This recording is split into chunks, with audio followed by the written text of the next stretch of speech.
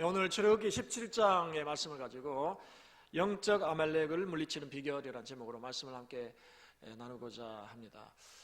요즘은 잠을 자도 꿈을 잘 꾸지 않는데요, 좀 젊었을 때는, 지금보다 훨씬 젊었을 때는 꿈을 자주 꾼 것 같아요. 아마 여러분도 비슷한 꿈을 경험해보지 않는가 생각을 합니다. 자다 보면요, 누가 뒤에서 막 악한 사람이 나를 막 쫓아오잖아요. 그러면요, 도망가죠. 근데 잘 도망가져요, 안 져요? 잘 안 져요. 희한하게 발이 안 떨어져요. 막 그냥 밑에 뭐 이렇게 붙어 있는 것처럼, 엿이 붙어 있는지 접착제버리신데, 막 나는 내 마음은 막 달려가고 싶은데 100m 10초로 막 달리고 싶은데 이게 안 떨어지는 거예요. 그리고 저 같은 경우는 막 달리긴 달리는데 이 상체가 자꾸 뒤로 제쳐져요. 뒤로 앞으로 가야 앞으로 갔는데 뒤로 제쳐지니까 이게 앞으로 갈 수가 없는 거예요. 그래서 막 그걸 쓰다가 그냥 뒤에서 막 험상궂은 사람이 나를 탁 잡으려 할 때 아이쿠야 하면 이제 꿈이 탁 깨져가지고 아이고 살았네. 여러분, 이런 우리 뒤를 쫓아오는 이런 원수들이 꿈에만 나타나는 것이 아니라 현실에도 종종 나타나는 것을 우리가 경험하죠. 그렇죠? 여러분 뒤를 공격하고 또 여러분의 발목을 잡는 그런 원수들이 무엇입니까? 그게 환경일 수도 있고요, 또 사람일 수도 있고, 또 우리 자신일 수도 있죠. 이스라엘 백성들이 출애굽하기 위해서 얼마나 애를 썼습니까? 그러나 이 애굽의 바로가요, 얼마나 끊임없이 발목을 잡았잖아요. 놔줄 것처럼 하다가 또 발목 잡고, 놔줄 것처럼 하다가 발목을 잡고 10번이나, 수도 없이. 그러다가 겨우 이제 출애굽에서 홍해를 건넜는데 광야길을 가다가 오늘 또 다른 적을 만난 거예요. 또 다른 적을. 그게 오늘 본문에 보니까 아말렉이니라. 그래서 아말렉이 뒤에서 공격을 했어요. 이스라엘 백성들이 진군하고 여행을 하는데요, 저 뒤에서 이스라엘 백성들을 친 거예요. 그래서 무자비하게 사람을 살육했어요. 사람이 죽어나가는 거예요. 그래서 오늘 전쟁이 드디어 벌어졌는데, 오늘 전쟁에서 희한하게도 이스라엘이 승리했어요. 뒤에서 쫓아와서 공격하는 아말렉을 승리했는데, 승리의 비결이 뭐냐 하는 것이죠. 우리의 삶 속에서 우리의 뒤를 치고 또 우리의 발목을 잡는 그런 원수들이 참 많잖아요. 우리의 문제들이 우리의 발목을 잡을 때가 많아요. 직장의 문제, 또 사업의 문제, 사업이 되지 않고 힘들어하고, 또 자녀들이 문제를 일으키기도 하고, 그렇죠? 또 좀 살만하면 건강이 또 문제가 생겨서 저버림을 겪기도 하고, 인간관계가 틀어져서 참 회복하지 못하는 그런 때도 있을 수 있고요. 어떤 중독에 빠져서 중독에서 헤어나지 못하는 그런 때도 있을 수 있고, 또 앞뒤에서 우리를 압박하고 우리를 공격하는 그런 여러 가지 환경들, 또 문제들, 또 원수들이 우리 주변에 많습니다. 우리는 이러한 문제에서 어떻게 해방될 수 있느냐, 어떻게 승리할 수 있느냐 하는 거죠. 오늘 이스라엘 백성들이 아말렉을 아주 승리한 것처럼 오늘도 승리해야 되겠는데, 그 승리의 비결이 뭔지 오늘 말씀을 통해서 함께 나누시기를 바랍니다. 오늘 8절에 보니까 그때 아말렉이 와서 이스라엘과 르비딤에서 싸우니라 그랬어요. 그때라는 것은 이스라엘 백성들이 이 광야, 신광야를 지나서 이제 신의 광야로 들어가는데 아말렉이 쫓아와서 뒤에서 공격을 한 거예요. 아말렉은 어떤 사람들이냐? 애굽으로 이주할 때에 야곱이 그의 형제들과 그의 가족들과 자식들과 함께 이주했잖아요. 근데 이 야곱의 형이 누굽니까? 에서죠. 에서의 후손들이에요. 에서의 첫째 아들이 누구냐면 엘리바스인데, 이 엘리바스 장자의 후손들이 이 아말렉이에요. 아말렉. 많은 후손들인데 그 중에 한 후손인 아말렉이에요. 근데 이 아말렉은 어떤 사람들이냐면 이 팔레스틴 지방이 남부 지역, 지금 이스라엘 백성들이 지금 걸어가고 있는 그 지역을 주무대로 하고 있는 그런 사람들인데 유목민족이에요. 유목민족. 지금으로 말하면 베두인족 같은 사람들이죠. 양을 치는 사람들이죠. 그러면 양을 치는 사람들 보통 온순한 사람들이잖아요. 그런데 이 아말렉은 유목민임에도 불구하고 아주 악랄하고 사람들을 그냥 무지하게 죽이는 그런 이 광야의 무법자들이에요. 이때만 이스라엘 백성들을 괴롭힌 것이 아니라 성경에 보니까 사울과 다윗 시대까지 아말렉이 민족이요, 이스라엘 백성들을 끊임없이 괴롭혔어요. 그러니까 아주 골칫덩어리죠. 쉽게 말하면 이 광야를 여행하는 그런 대상들이나 이런 사람들을 약탈하고 죽이고 물건을 뺏는 이런 아주 못쓸 사람들이 이 아말렉 사람들이라는 거예요.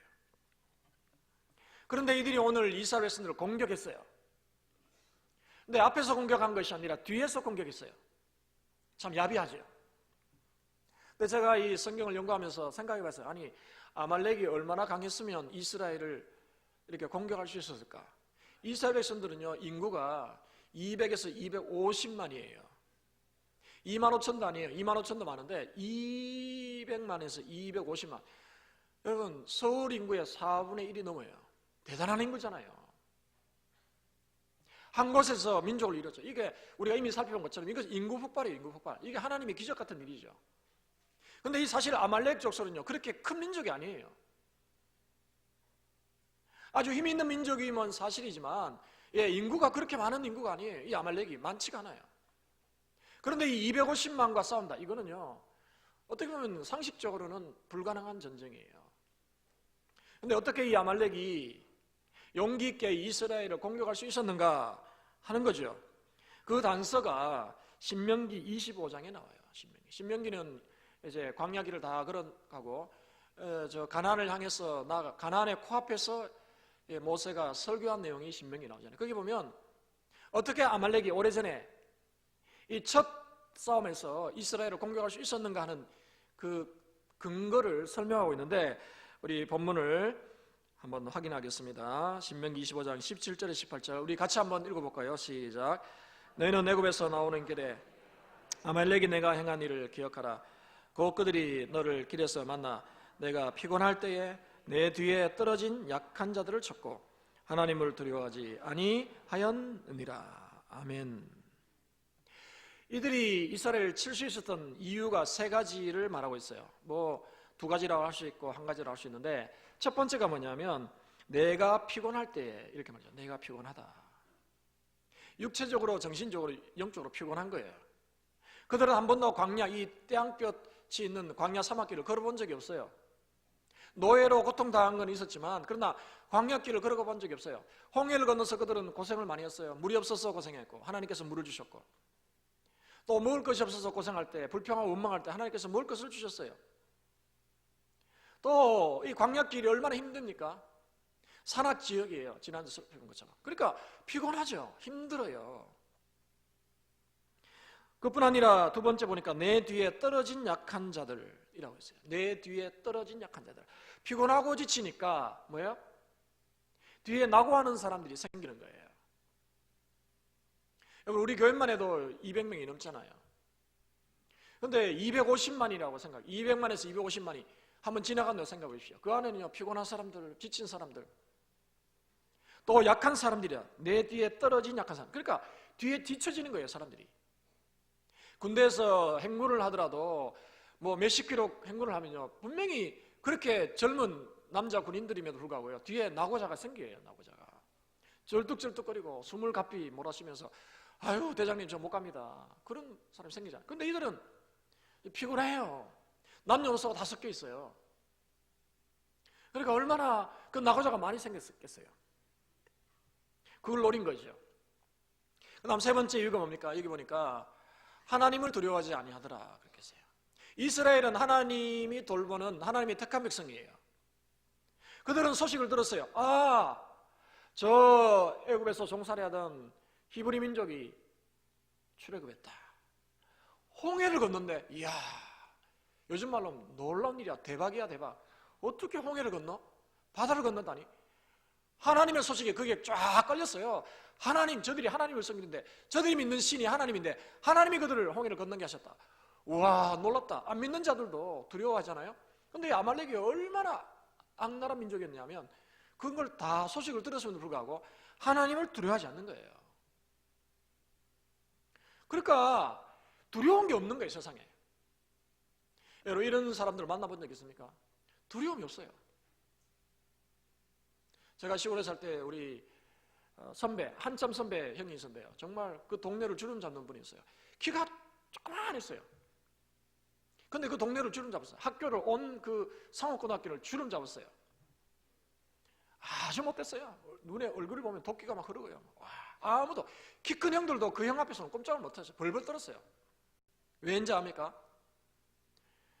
한 번 맞잖아요. 끝나는 게 아니에요. 피가 터져도 계속해서 달붙으니까 죽어도 달붙는 거예요. 이게 야 끝나는 거예요. 그러니까요, 한 번 싸우면요, 힘 있는 사람도 당하지는 못해요. 왜? 죽기 살기로 달리붙으니까. 무서워요. 그런 형이 있었어요. 아말렉이 바로 그런 사람이에요. 왜? 무서워하는 게 없어요. 사람을 무서워할 뿐 아니라 하나님을 무서워하니까. 아니 250만을 홍해를 건너게 한대. 그 하나님을 무서워하지 않는 거예요. 그러면 할 말을 다 했죠. 이스라엘 백성들은 척박한 환경 속에서 지금 가고 있어요. 어려움을 당했어요. 또 먹을 것, 또 마실 것이 없어서 불평하고 원망했어요. 왜 모세가 우리를 이곳으로 인도해서 우리를 이렇게 힘들게 하는가? 피곤하고 지쳐 있어요. 불평하고 원망이 많았어요. 그러니까 여러분, 불평하고 원망하면요 자꾸 뒤로 쳐지잖아요. 모세는 저렇게 나이가 80인데 왜 저렇게 걸음이 빨라? 좀 천천히 가지. 이렇게 불평 원망하니까 점점 쳐지는 거예요. 모세의 말을 잘 따라하는 사람도 있는가 하면 그냥 불평하고 원망하는 사람들이 점점 뒤에 쳐지는 거예요. 육체적으로 연약한 사람들, 정신적으로 연약한 사람, 영적으로 연약한 사람들이 뒤로 쳐지는 거예요. 그러니까 이 아말렉이 이때다 싶어가지고 뒤에서 공격을 한 거죠. 여러분, 우리가 싸울 때는요 허점을 잘 알아야 승리할 수 있어요. 그죠? 힘으로 되는 게 아니라 지혜가 필요한 거예요. 저 사람이 약점이 뭔가 그걸 알아야 돼요. 전쟁을 하고 또 마찬가지고 이런 경기를 할 때도 그렇죠.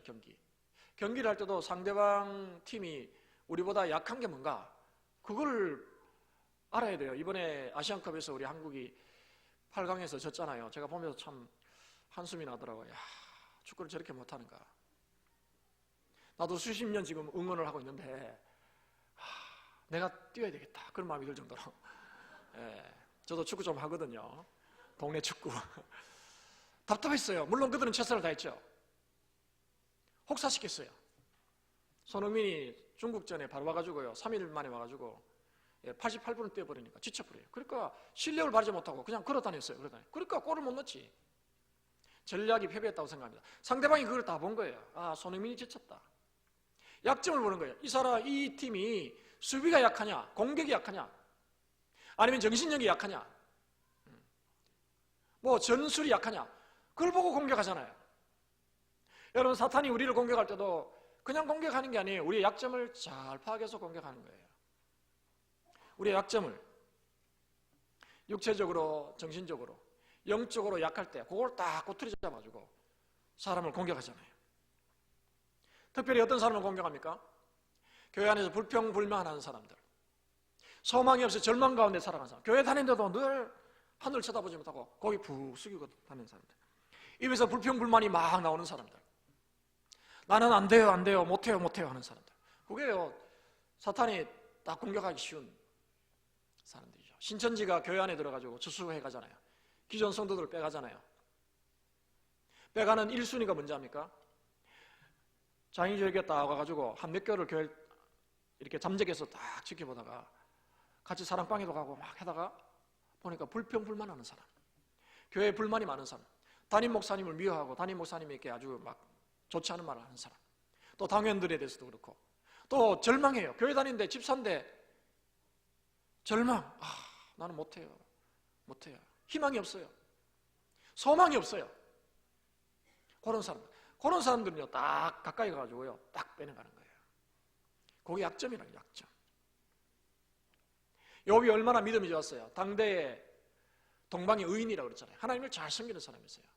사탄이 그게 시기가 났어요. 아니 욥이 저렇게 믿음이 좋은가?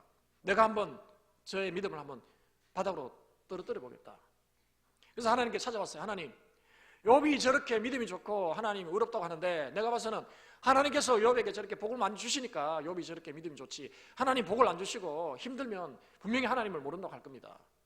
하나님께서 네가 시험해봐라 허락했어요. 그래서 사탄이 제일 먼저 한 게 뭡니까? 그가 가졌던 수많은 가축들을 빼앗기게 했어요. 그의 아들들이 막 죽어나가도록 한 거예요. 그것도 모자라서 자신의 이 욥에게 심각한 질병이 찾아오게 한 거예요. 약점이 있으면 하나님 부인할 걸로 생각하기 때문에 사탄이 그런 거예요. 예수님도 40일 광야에서 금식을 하셨잖아요. 공생애를 시작하시기 전에 육체적, 영적으로는 충만했어요. 그러나 육체적으로는 너무 힘들었어요. 여러분 40일 금식하면 안 해봐서 모르겠지만 4일 금식에도 얼마나 힘듭니까? 40일 굶으면요, 제 같은 사람이 굶으면요 완전 해골바가지가 되지 않겠습니까? 그렇죠? 물만 먹고. 얼마나 힘들어요. 피곤해요. 지치지요. 그러니까 사탄이 딱 시험하는 거죠. 돌로 떡을 해먹어라. 그게 사탄이 그렇게 시험하는 거죠. 나치 시절 아시죠? 예, 아우슈비츠. 이 유대인 수용소 중에서 가장 악질이었던 아우슈비츠에 수용된 사람의 90%가 가스실에 가서 독가스실에 들어가서 죽었어요. 죽임을 당했어요. 근데 그 중에서 살아남았던 한 사람 있어요. 그 사람 이름 누구냐? 빅터 프랭클이라는 박사. 이 사람이 의사가 되고 정신과 닥터가 됐는데요. 이분이 유대인인데 그 가스실에 들어가지 않고 그 아우슈비츠에서 살아남았어요.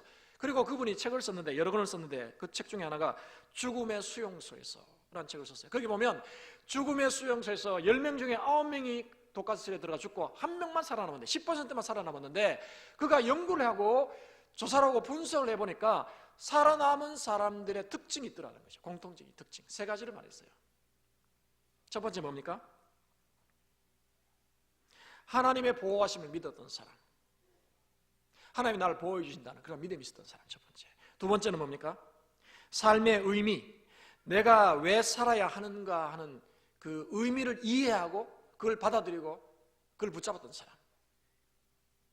비록 이렇게 지금 전기 철조망이 쳐져 있는 이런 수용소에 갇혀 있지만, 인생의 비참한 데 빠졌지만, 그래도 중요한 건 내가 지금 아직 살아있다는 거야. 내가 아직 안 죽었어.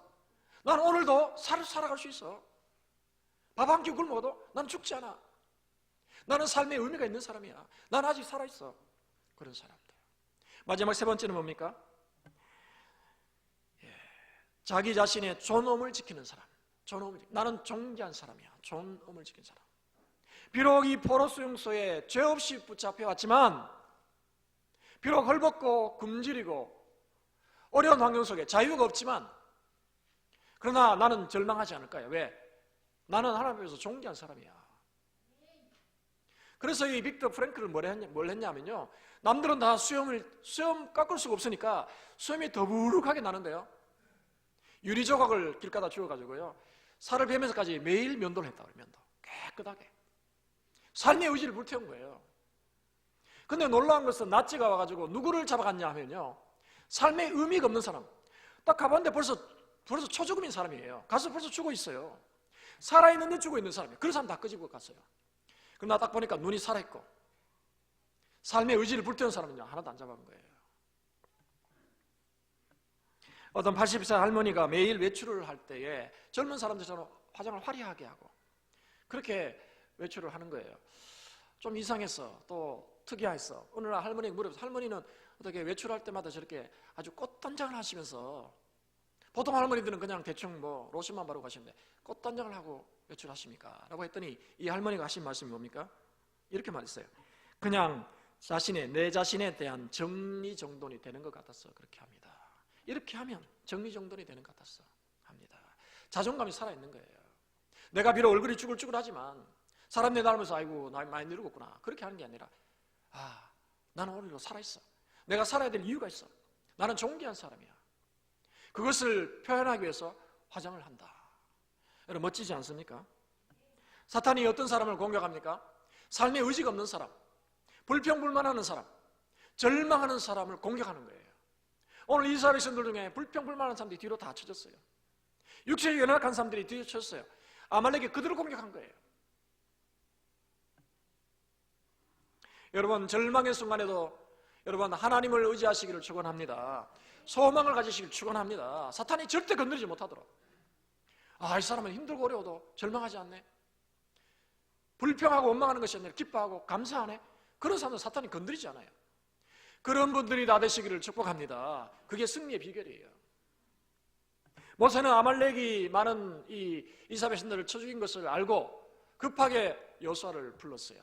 군대 장관이죠. 그리고 사람들 뽑아라, 전쟁에 나갈 사람들 뽑아라 그랬어요. 이들은 전문적으로 훈련받은 군인들이 아니에요. 그러니까 그 안에서 용맹한 사람들을 뽑아낸 거예요. 그래서 전쟁에 나가도록 하고, 이 모세는 아론과 훌을 데리고 저 산꼭대기 위에 올라갔어요. 올라가서 그 전쟁하는 밑을 내려다보면서 손을 들었어요. 손을 들었어요. 근데요, 기적 같은 일이 났죠. 손을 들면요, 이스라엘이 이기는 거예요. 피곤해서 손이 내려오면요, 한 10분 있다가 피곤하잖아요. 손이 내려오면 아말렉이 이기는 거예요. 또 힘을 내서 올리면 이스라엘이 이기고. 여러분, 왜 그렇게 했을까요? 왜 모세가 손을 들었을까요? 한번 따라합시다. 손을 든 것은 항복의 의미이다. 항복한 거예요. 하나님, 우리는 전문적으로 훈련받은 군인들이 아닙니다. 비록 용맹한 사람을 보냈지만 우리 힘으로는 저들을 물리칠 수 없습니다. 하나님, 저들은 악랄한 사람들입니다. 우리 힘으로 할 수 없는 주님, 우리를 도와주옵소서. 하나님께 두 손 들고 항복의 기도를 드립니다. 항복의 기도. 이게 기도 아닙니까? 기도. 성경에 보면요, 기도에 여러 가지 방법이 있죠. 여러분, 기도할 때 손을 모으고 기도하기도 하고 무릎을 꿇고 기도하기도 하고, 그죠? 또 손을 들고 기도하는 경우도 있어요.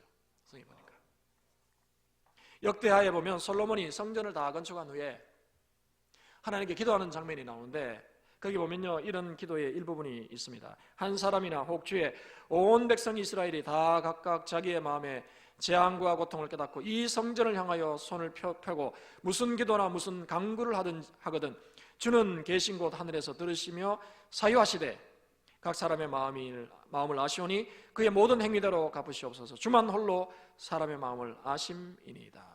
그가 뭐라고 기도했냐니까, 하나님, 우리가 성전이 완공되었습니다. 이제 우리 백성들이 어려움을 당하고 공간일을 당하고 재앙을 당하고 고통을 당할 때 이 성전을 향해서 손을 들고 손을 펴고 기도할 때 하나님, 저들의 기도에 응답하여 주옵소서 라고 하고 자신도 손을 들고 기도한 거예요.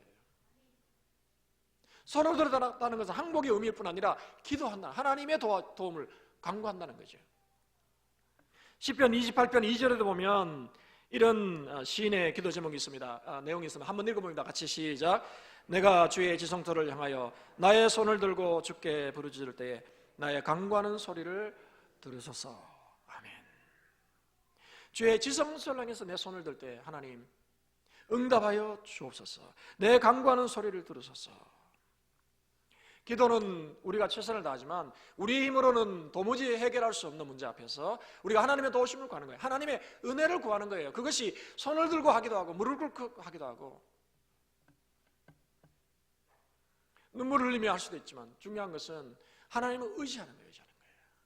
오늘 모세는 손을 들고 하나님께 기도했어요. 그런데 여러분 한번 생각해 보십시오. 인간의 기도의 손이 얼마나 연약한가 하는 거죠. 여러분 얼마나 연약합니까?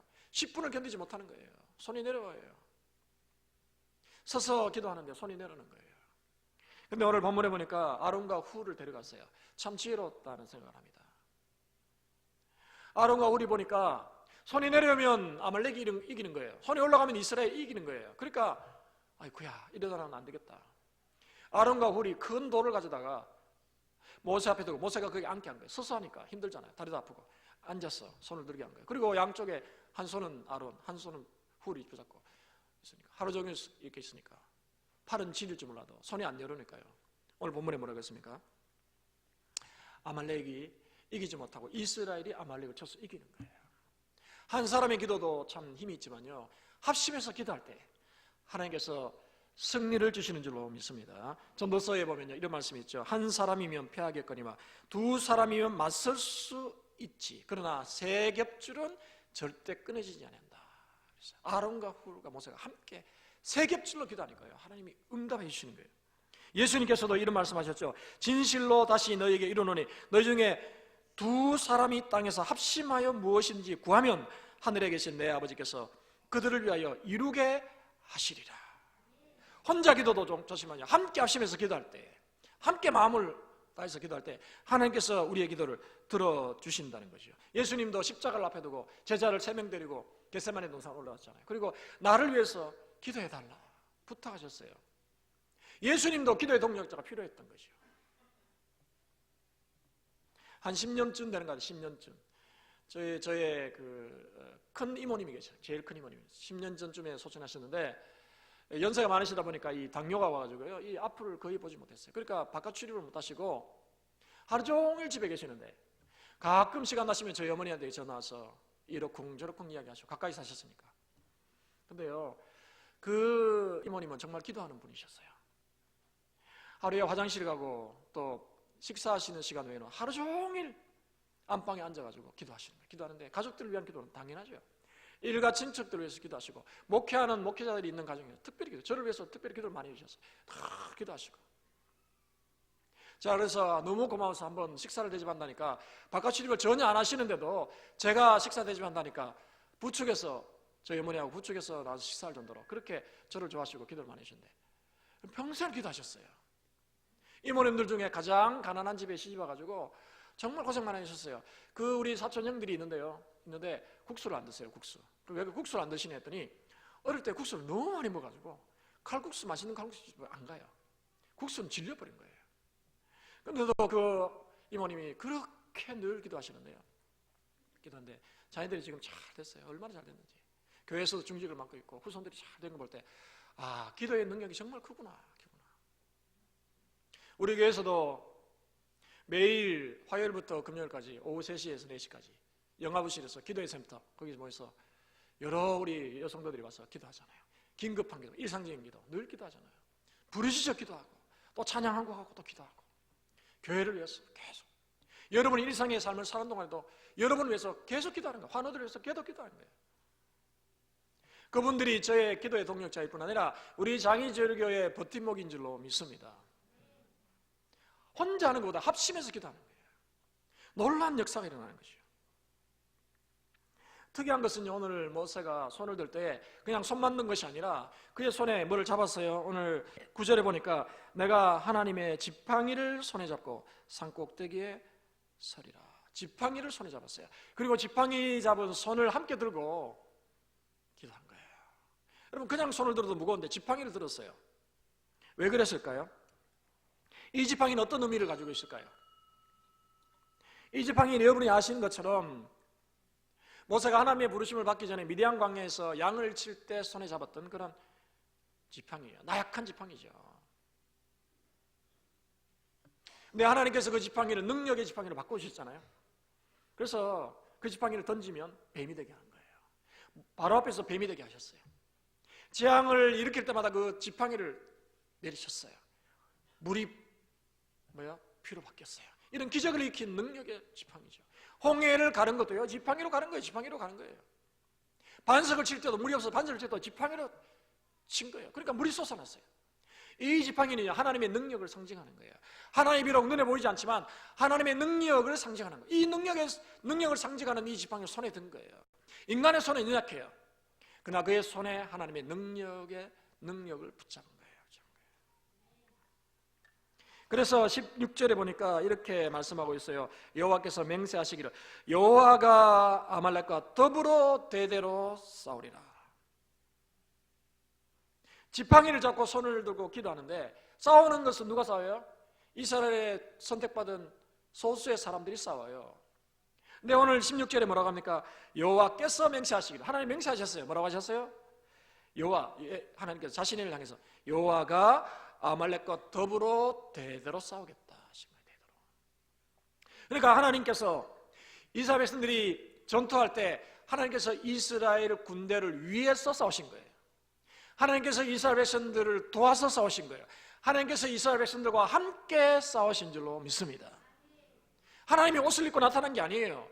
이스라엘 백성들이 싸웠어요. 근데 희한하게 그 능력의 지팡이 손을 들고 있으면 하나님이 그들과 함께 하는 거예요. 그러니까 평소에는 이기지 못하는데 이기는 거예요. 희한하죠.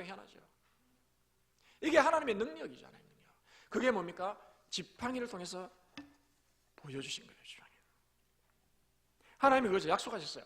오늘 한 번만 아말렉을 이긴 것이 아니라 대대로 싸우시겠다 하셨어요. 그래서 하나님께서 계속해서 아말렉을 싸우셨는데, 오늘 이 사건이 있은 500년 후에까지 아말렉이 계속해서 이스라엘을 괴롭혔는데, 500년 후에 이 아말렉이 완전히 멸절당했어요. 시므온 지파, 이스라엘의 히스기야가 왕으로 있을 때 시므온 지파가 이 아말렉을 완전히 제거했어요. 역대상 사정에 보면 하나님의 말씀이 성취된 거예요. 내가 대대로 아말렉과 싸우겠다. 여러분, 또 아말렉이 특별히 하나님께서 어떤 그 민족을 미워했다기보다는 첫 번으로 공격하는 그런 사람이었어요. 그 족속이에요. 그래서 하나님께서 그 민족을 멸절하겠다고 약속하신 거죠.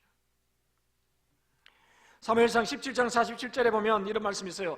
또 여호와의 구원하심이 칼과 창에 있지 아니함을 이 무리에게 알게 하리라. 전쟁은 여호와께 속한 것인즉 그가 너희를 우리 손에 넘기시리라. 전쟁은 누구에게 달려있어요? 하나님께 달려있는 거예요. 전쟁은 이스라엘 백성들이 해요. 선택받은 사람들이 해요. 그러나 전쟁은 하나님께 속하기 때문에 하나님이 그들을 위해서 싸우시고 그들과 함께 싸우시고 그들을 도와주시기 때문에 승리한다는 그런 말씀이에요. 그래서 이 손이 내려오지 않으니까요, 아말렉을 물리친 거예요. 모세는 승리한 이후에 제단을 쌓고 하나님께 제사를 드리고 나서 그가 하나님의 이름을 뭐라고 불렀냐니까 여호와 니시라고 했어요. 여호와 니시. 여호와 니시라는 것은 여호와는 나의 깃발입니다. 나의 깃발 이 말이에요.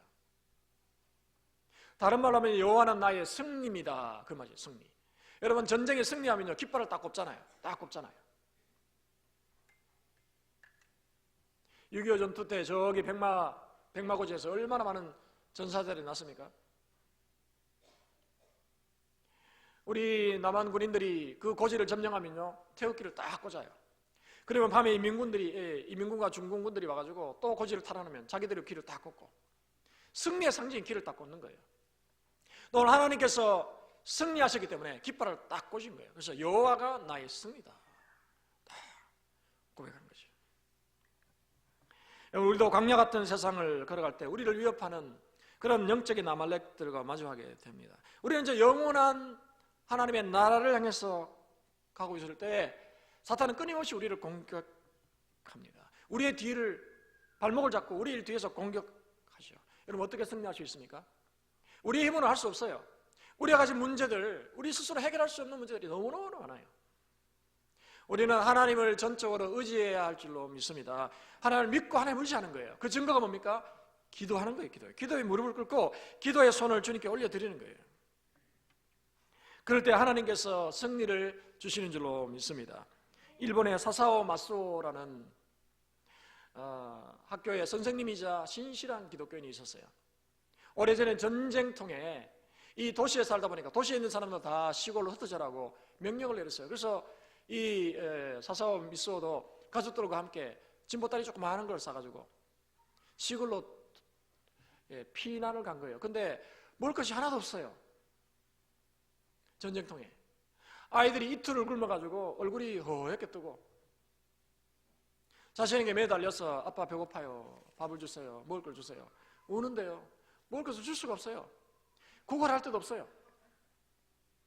신실한 크리스찬이었던 이 마소는 하나님께서 자신의 가족을 굶겨 죽이지 않을 것이라는 믿음이 있었어요. 그래서 그가 결심했어요. 그리고는 뒷산에 올라가서 하나님께 기도했어요. 간절히 기도했어요. 근데 어떻게 기도했으면 두 손을 들고 하나님께 기도했어요. 하나님, 우리 가정에 쌀을 주시옵소서. 기도는 단순했어요. 하나님, 우리 가정에 쌀을 주시옵소서. 몇 시간을 기도했어요. 근데요, 희한하게 마음속에서 하나님의 음성이 들렸어요. 음성이 들렸어요. 2대 5홉 6시까지. 깜짝 놀랐어요. 자기 마음속에서. 귀로 들은 게 아니에요. 마음속에서. 그런 마음이 딱 드는 거예요. 아, 이거 아닐 거야, 아닐 거야. 또 하나님, 손을 들고 하나님, 우리에게 쌀을 주시옵소서. 한참 기도했는데 또 똑같은 음성이 들렸어요. 2대 5홉 6시까지. 그때 이가 무릎을 딱 꿇고 무릎을 탁 치고, 그렇습니까? 하나님, 감사합니다. 하고는 언덕에서 내려왔어요. 그리고 아내에게 말했어요. 하나님이 오늘 우리에게 쌀을 주신다고 약속하셨어요. 응답하셨어. 그러니까 믿음이 좋았던 아내도요, 장작을 가져가지고 물을 끓이기 시작한 거예요. 밥을 하기 위해서. 그때 시간이 4시 45분. 1시간 15분이 남은 거예요. 1시간이 지났어요.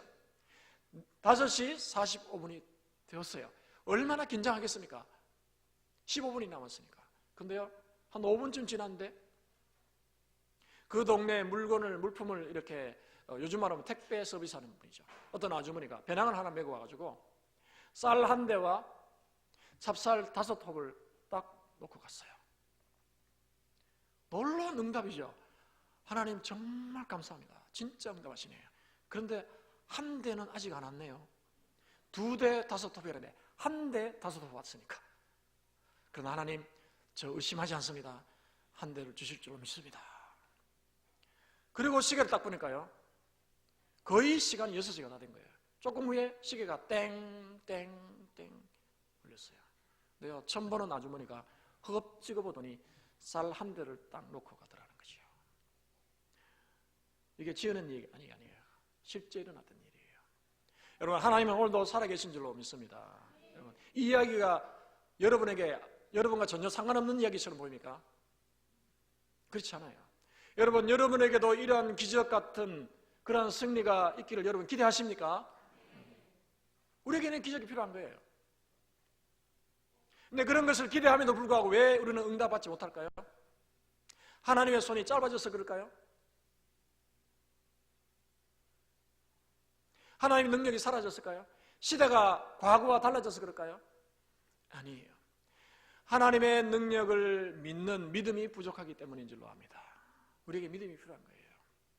믿는 자에게 너 믿음대로 될지어다 주님 말씀하시는 거예요. 오늘도 우리에게 이런 영적인 아말렉이 우리를 괴롭히고 우리를 힘들게 하려고 우리에게 달려오고 있어요. 어떻게 우리는 승리할 수 있습니까? 과거에는 승리했는데, 이스라엘은 승리했는데 우리는 왜 승리하지 못해요? 하나님의 능력이 부족하고 짧아진 것이 아니라 우리가 하나님의 능력을 믿는 믿음이 부족하기 때문에 그렇기 때문에 우리가 믿음을 가지고 기도한다면 하나님께서 반드시 저와 여러분에게 응답해 주실 줄로 믿습니다. 저희 개인의 삶을 봐도 그래요. 정말 하나님께서 정확하게 응답하신 것들이 한두 번이 아니에요. 제가 여러 번 간증했지만 한국 올 때도 돈이 200만 원이 딱 부족한 거예요. 다 티켓팅 가있는데 티켓팅 가지고 했는데 이사할 비용 200만 원이 딱 부족한 거예요.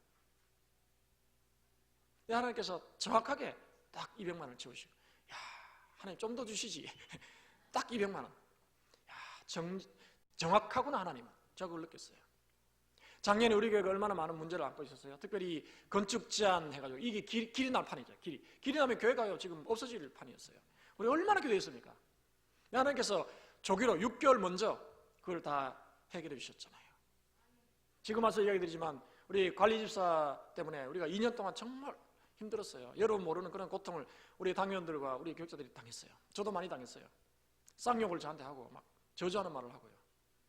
그렇게 했어요. 우리가 법적으로 문장 잘못한 거 하나도 없는데, 근데 2년 동안 계속 고소하고 또 고소하고 승소했는데도 또 고소하고. 그래서 마지막 지난번 한 달 전인가요? 작년에 최종적으로 우리 손을 다시 들어줬어요. 그래서 더 이상 이제는 포기하더라고요. 근데 그 승리도 귀하지만요, 이것이 하나의 판례가 됐대. 판례. 교회 문제에서 이런 판례가 돼서 다른 교회들이 우리가 비슷한 어려움을 당할 때 우리 장애지역에 이 사건이 판례가 되니까 그거 딱 보면 판례가 있으면 바로 해결해 버리니까 여러 가지로 볼 때 참 감사한데, 우리가 기도하면 하나님께서 응답해 주시는 거예요. 먼 것이 아니라 우리가 믿음으로 간구하고 하나님을 절대적으로 의지할 때 이런 놀라운 기적의 역사가 저와 여러분의 삶에 나타날 줄로 믿습니다. 한 주간 우리가 살아갑니다. 세상은 험악하죠. 우리를 공격하는 그런 사람들 또 환경들이 많습니다. 그러나 여러분 좌절하고 절망하지 마시고 불평하고 원망하지 마시고 감사하시고 또 하나님을 의지하고 믿음으로 기도하는 가운데 하나님의 놀라운 영광을 체험하는 여러분 모두가 되실 수 있기를 예수님 이름으로 축원합니다. 아멘. 이 시간 우리 말씀을 기억하시면서 우리 복음성 한